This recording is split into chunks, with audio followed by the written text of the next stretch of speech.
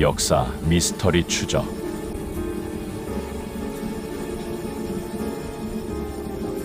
피타고라스, 피라미드, 유대인의 지혜, 고대 오컬트 기원 대장정.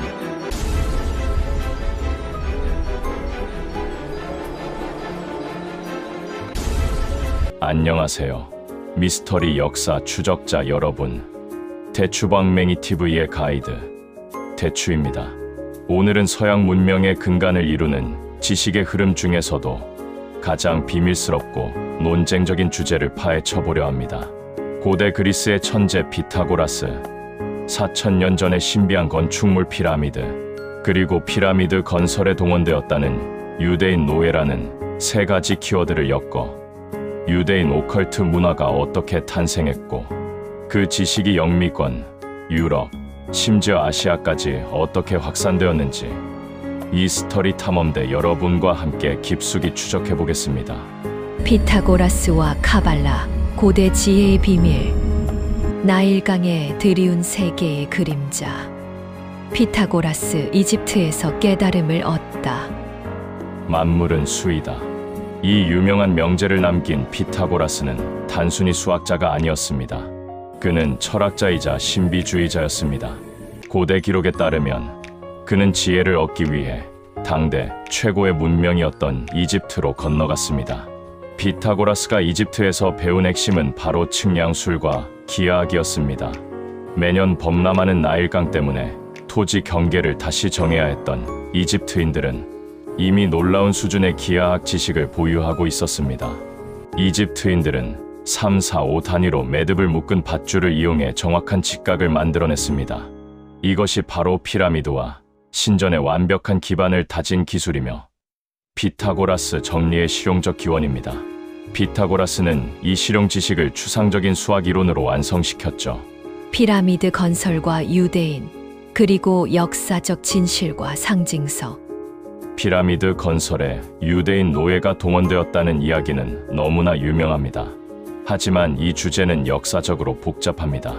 고고학적 관점에서 대부분의 고고학자들은 기자 피라미드가 건설된 시기인 기원전 2500년경과 유대 민족이 이집트에 거주한 것으로 추정되는 시기, 가장 이른 설이 기원전 1700년경임 사이에 1000년 이상의 간극이 있음을 지적합니다.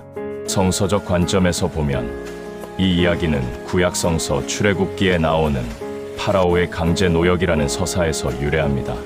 역사적 사실을 넘어 이 서사는 유대 민족에게 고난과 해방이라는 강력한 정체성을 심어주었습니다.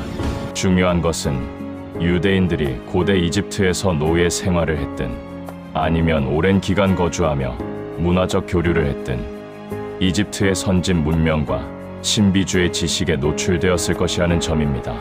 고대 지혜의 융합과 카발라의 탄생. 이제 이집트의 지혜와 유대인의 정체성이 만나 서양 오컬트, 문화의 가장 중요한 기둥 중 하나인 유대 신비주의, 카발라가 어떻게 탄생했는지 살펴보겠습니다. 피타고라스 수비학과 우주론. 만물은 수, 피타고라스 학파에게 수는 단순한 양이 아니라 우주의 근원적 원리였습니다. 1은 통일, 2는 이분법, 3은 완성을 상징하는 등 모든 숫자에 영적 의미를 부여했습니다. 영성 지식의 체계화, 이들은 이집트에서 배운 기하학적 형태, 특히 정다면체를 우주의 기본 요소인 흙, 불, 물, 공기와 연결하며 우주론을 체계화했습니다. 유대 신비주의 카발라. 히브리어로 전통, 받아들여진 지식이라는 뜻의 카발라는 진과 우주의 비밀, 그리고 인간이 신에게 도달하는 방법을 탐구하는 유대교의 심오한 신비주의입니다. 카발라의 핵심은 피타고라스 수비학과 유사하게 히브리어 알파벳에 각 글자의 숫자를 부여하여 성경 텍스트에 숨겨진 의미를 해독하는 게마트리아라는 방식이었습니다. 카발라의 가장 시각적이고 강력한 상징은 생명나무입니다. 이는 10개의 세피로트와 22개의 경로로 이루어진 기하학적 구조로 신이 우주를 창조한 순서이자 인간 영혼이 신에게로 돌아가는 여정을 나타냅니다. 10개의 구와 22개의 경로로 이루어진 이 복잡한 기하학적 구조는 신의 창조 순서를 나타내는데, 이는 이집트의 건축적 질서와 피타고라스의 수적 우주론이 유대적 맥락으로 재해석된 결과로 해석됩니다. 이 복잡하고 질서 정연한 기하학적 배열은 이집트와 피타고라스 학파의 기하학적 우주론의 영향을 받았다는 해석이 지배적입니다. 헤르메스주의 연결고리. 이집트의 지혜, 피타고라스의 수, 유대인의 신비주의는 헤르메스주의라는 흐름 속에서 완벽하게 융합됩니다. 이는 고대 이집트 신 토트와 그리스 신 헤르메스가 융합된 헤르메스 트리스메기스투스의 지혜를 따른다고 알려진 사상입니다. 이는 르네상스 시기 유럽 지식인들에게 재발견되며 오컬트 문화 확산의 도화선이 됩니다. 서양 오컬트의 뼈대를 이루다. 고대 이집트에서 탄생한 이 지식의 합류점은 중세를 거쳐 르네상스 이후 영미권과 유럽권의 비밀 결사 및 오컬트 조직들을 통해 전 세계로 퍼져나갔습니다.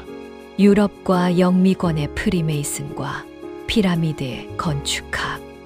프리메이슨은 전 세계적으로 가장 영향력 있는 비밀 결사 중 하나입니다. 그들의 핵심 상징과 교리는 고대 건축가의 지혜에 기반을 둡니다. 프리메이슨의 로고인 직각자와 컴퍼스는 피타고라스가 이집트에서 배운 기하학의 상징이자 우주의 질서를 측정하는 도구입니다.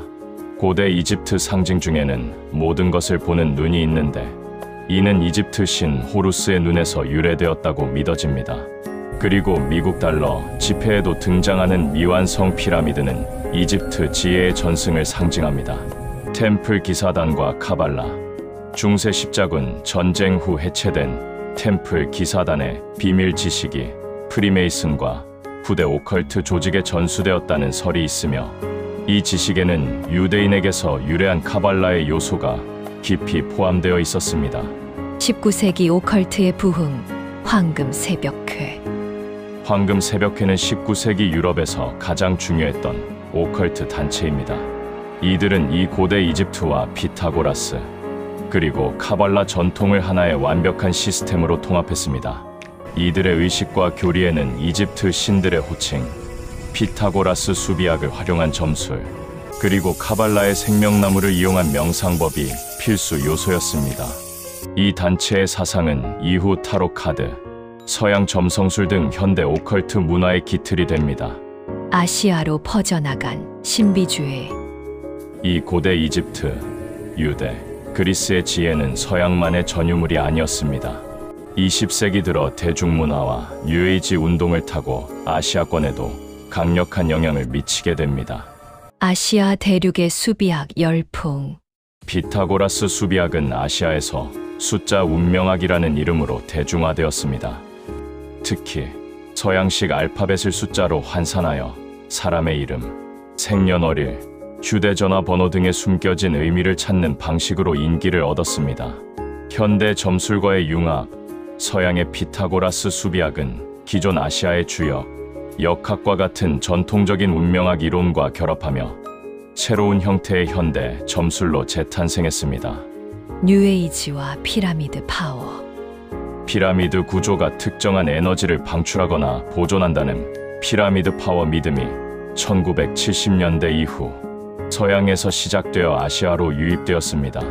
아시아에서는 피라미드 모양의 모형을 명상 도구로 사용하거나 음식이나 면도날 등을 보관하여 치유와 명상으로 치유와 활력을 얻으려는 시도가 유행했습니다. 이는 고대 이집트 건축의 기하학적 지식이 현대 대중의 신비주의적 갈망과 만난 흥미로운 사례입니다. 고대 지혜는 흐른다. 우리는 오늘 피타고라스의 발자취를 따라 이집트의 피라미드 기하학을 엿보고 그 지혜가 유대인의 신비주의 카발라에 융합된 경로를 추적했습니다. 그리고 이 복잡한 지식의 집합체가 영미권의 비밀 결사와 아시아의 대중문화까지 어떻게 영향을 미쳤는지 확인했습니다.